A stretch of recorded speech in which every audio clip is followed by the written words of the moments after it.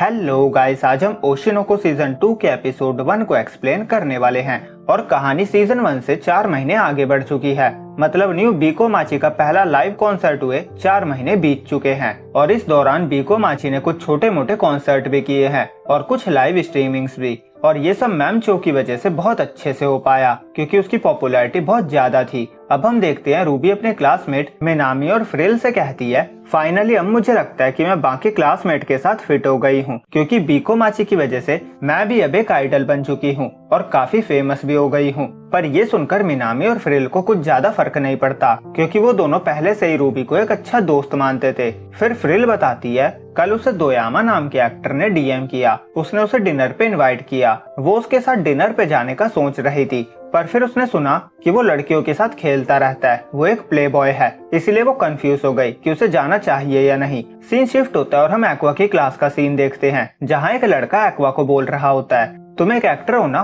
तो तुमने general studies course क्यों चुना?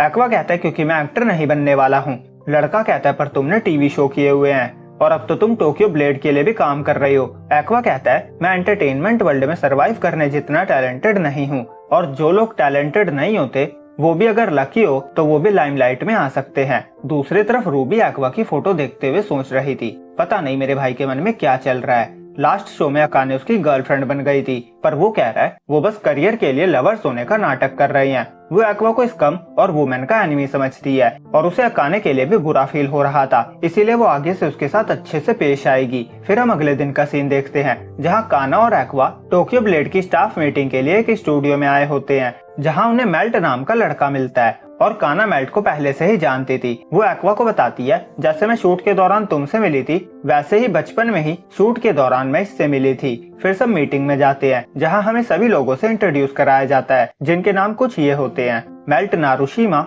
एक्वा होशिनो, काना आरिमा, राइडा सुमियाकी जो कि टोक्यो ब्लेड का प्रोड्यूसर है, तोशिरो किंडाइची जो कि टोक्यो ब्लेड का डायरेक्टर है, गोवा सान जो कि स्क्रिप्ट राइटर है और फिर बाकी के एक्टर्स को भी इंट्रोड्यूस किया जाता है जिसमें से अकाने भी एक थी। और हमें पता चलता है यहाँ ज्यादातर एक्टर काबुराकी की रिकमेंडेशन से आए हैं और आखिर में हमें लीड बंदे से इंट्रोड्यूस कराया जाता है। प्रोड्यूसर उसे लात मारता है और कहता है, उठ जा बेवकूफ। फिर एक लड़की उससे उसका नाम पूछती है, वो अपना नाम ताइकी हिमेकावा बताता है। ये नाम सुनकर एक्वा को रियलाइज होता है ये अपने प्राइम टाइम में बहुत अच्छा एक्टर रह चुका है और इसे इंपीरियल थिएटर अवार्ड में मिला है। ये अवार्ड उन्हें मिलता है जो सबसे बेस्ट और इम्प्रेसिव एक्टिंग करता है। और फिर सबको इंट्रोड्यूस करने के बाद प्रोड्यूसर सबको काम स्टार्ट करने को बोलता है। फिर डायरेक्टर सबको अच्छे से स्क्रिप्ट याद करने के लिए कहता है। फिर अकाने एक्वा से कहती है, काफी टाइम बाद मिले, मैं तुमसे मिलकर बहुत खुश हूँ। मैं खुश हूँ कि मुझे तुम्हारे साथ दोबारा काम करने का मौका मिला। वो कहती है, पिछली बार मैंने काफी ज्यादा प्रॉब्लम खड़ी करी थी पर इस बार तुम्हें चिंता करने की जरूरत नहीं है,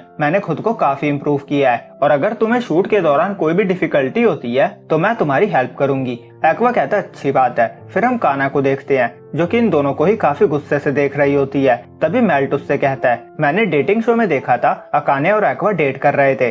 काना उसे समझाती है, ये सच नहीं है, ये एक बिजनेस रिलेशनशिप है, वो दोनों सच में डेट नहीं कर रहे हैं, ये बस उन्होंने काम के लिए किया है। ये बोलने के तुरंत बाद काना अचानक से ओवरथिंक करने लगती है। वो सोचती है एक्वा और काना को तो एक कपल का रोल मिला है, क्या होगा अगर वो दोनों सच में एक दूसरे को डेट करने लग जाए। मेल्ट उसे ओवरथिंक करने से मना करता है। काना उसे सॉरी कहती है। फिर एक्वा काने को मांगा के बारे में बताता है। वो बताता है ये एक बैटल मांगा है जहाँ जैसे जैसे विलन और हीरो की दोस्ती और प्यार का रिश्ता जैसे जैसे गहरा होता है वैसे वैसे ये स्टोरी आगे बढ़ती है। असल में एक्वा और अकाने को इस शो में विलन का रोल मिला था और काना मेन लीड के साथ थी जहाँ पर मेन कैरेक्टर और काना कपल हैं। तभी अकाने एक्वा से पूछती है, क्या तुम और काना काफी क्लोज हो और तुम दोनों तो आज साथ भी आए थे। यहाँ अकाने डायरेक्टली एक्वा से पूछना चाह रही थी कि क्या वो दोनों डेट तो नहीं कर रहे। एक्वा कहता है, काना एक्टिंग को लेकर काफी पैशनेट है और मुझे ये चीज पसंद नहीं और ना ही मुझे इस बारे में बात करना पसंद है। और फिर वो मन में कहता है, मैं इन सबसे अलग हूँ क्योंकि एक्टिंग तो सिर्फ एक जरिया है जिससे मैं आई के सच तक पहुँच सकूँ। फिर वहाँ डायरेक्टर आता है और सबकी रिहर्सल स्टार्ट करता है और जब सब रिहर्सल कर रहे थे तब प्रोड्यूसर राइडर डायरेक्टर से कहता है, यहाँ सभी के सभी काफी टैलेंटेड हैं। पहले मुझे मेल्ट की चिंता थी पर अब वो भी बहुत बेहतर हो गया है। डायरेक्टर कहता है, जब भी कागुरागी अपने एक्टर्स भेजता है तो वो अपने सबसे बेस्ट एक्टर्स को भेजता है। प्रोड्यूसर ये सुनकर कहता है, मतलब यहाँ के ज्यादातर एक्टर्स को काबुरागी नहीं रिकमेंड किया है। प्रोड्यूसर राइडा अकाने और काना की एक्टिंग को कंपेयर करने लगता है और कहता है, अकाने काना से एक कदम आगे है पर हमें चिंता करने की कोई जरूरत नहीं है क्योंकि हमारे पास हिमेकावा है। अब हिमेकावा भी अकाने के साथ एक्टिंग करने लगता है। उसकी इतनी अच्छी एक्टिंग देखकर एक्वा भी दंग रह गया था। फिर रिहर्सल खत्म होने के बाद हिमेकावा काना को डिनर पे इनवाइट करता है। काना हाँ कर देती है और वो मेल्ट को भी साथ में चलने के लिए कहती है, क्योंकि मेल्ट के काना के साथ काफी सारे अच्छे सीन होते हैं और काना मेल्ट की मदद भी करना चाहती थी। ये देखकर मेल्ट और अकाने दोनों ही शॉक हो जाते हैं, क्योंकि वो दोनों ही बचपन वाली काना को जानते थे, जो कि काफी घमंडी और सेल्फिश थी। पर अब वो सबकी चिंता कर रही थी। जाते जाते हिमेकावा काना को कॉम्प्लीमेंट देता हुआ कहता है, कोई भी तुम्हारी परफॉर्मेंस को बिल्कुल भी इग्नोर नहीं कर पाएगा।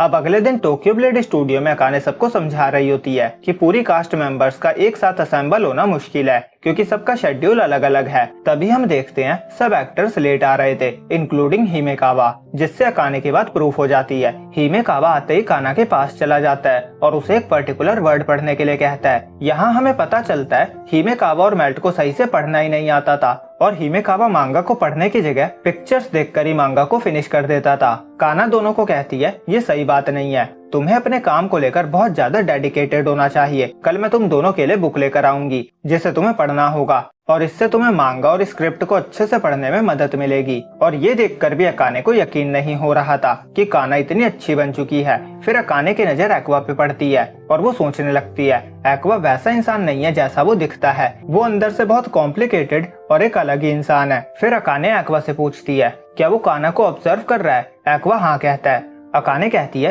तुम मुझे कभी इतनी गौर से तो नहीं देखते?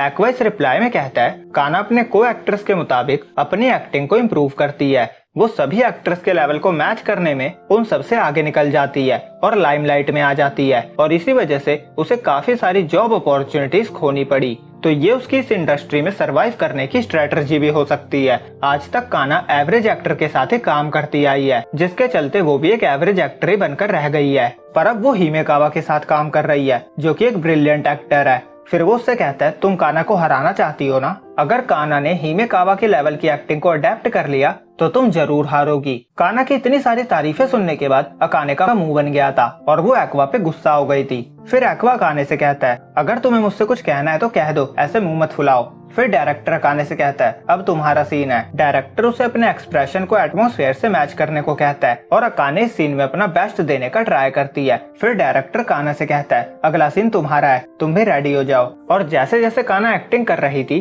वैसे वैसे अकाने उसको देखकर ओवरथिंक करने लग जाती है कि वो उसके सामने नहीं टिक पाएगी, और वो इसका जिम्मेदार स्क्रिप्ट को ठहराती है और कहती है, इस स्क्रिप्ट में ही प्रॉब्लम है, क्योंकि मैं जिस कैरेक्टर का रोल प्ले कर रही हूँ वो कैरेक्टर मांगा में ज्यादा बार अपीयर ही नहीं हुआ, और काना को जिस कैरेक्टर का रोल प्ले मिला है सारा स्क्रीन टाइम तो उसके पास ही है, और मेरे कैरेक्टर को तो डिजाइन ही एक लूजर की तरह किया गया है। जैसे जैसे वो इस बारे में सोच रही थी वैसे वैसे वो और दुखी होती जा रही थी और बार बार स्क्रिप्ट को ही दोष दे रही थी, क्योंकि मांगा राइटर ने ही उसके कैरेक्टर को ऐसे डिजाइन किया था। और सीन शिफ्ट होता है और हम दो लड़कियों को बातें करते हुए देखते हैं, जिसमें से एक लड़की टोक्यो ब्लेड की क्रिएटर थी। तो उनके बीच क्या बातें हो रही है और आगे क्या क्या होने वाला है, मतलब कि नेक्स्ट एपिसोड के लिए वीडियो को लाइक और चैनल को सब्सक्राइब करना ना भूले। जल्दी मिलेंगे अगले एपिसोड में, जब तक के लिए बाय।